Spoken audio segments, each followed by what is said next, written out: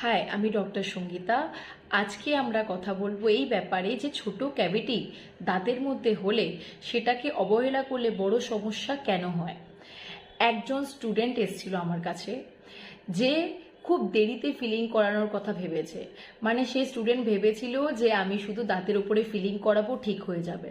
কিন্তু সে লেট করার জন্যে উপরে যে দাঁতের এনামেল পোর্শনটায়, ওটা তো এমনিতেই ইনফেক্টেড হয়ে গেছে, তার উপর ওর ভিতরে যে শেকড় থাকে ওটাও ইনফেক্টেড হয়ে গেছে, যার কারণে পরে রুট ক্যানাল অথবা দাঁত তুলতেও হতে পারে যদি সে আরও লেট করে। তো এতে কি হয়, বেশি ব্যথাও হতে পারে, বেশি খরচও হতে পারে। তো দাঁতের সমস্যা নিয়ে ঠিক হয় না সহজে।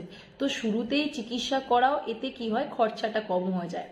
যদি সে আগে আসতো তাহলে শুধু ফিলিং করলে হয়ে যেত, আবার রুট ক্যানাল করা অথবা দাঁত তোলা, এতে ইনজেকশনেরও পেনফুল হয়, কিন্তু হ্যাঁ, এতে ওষুধও খেতে হয়।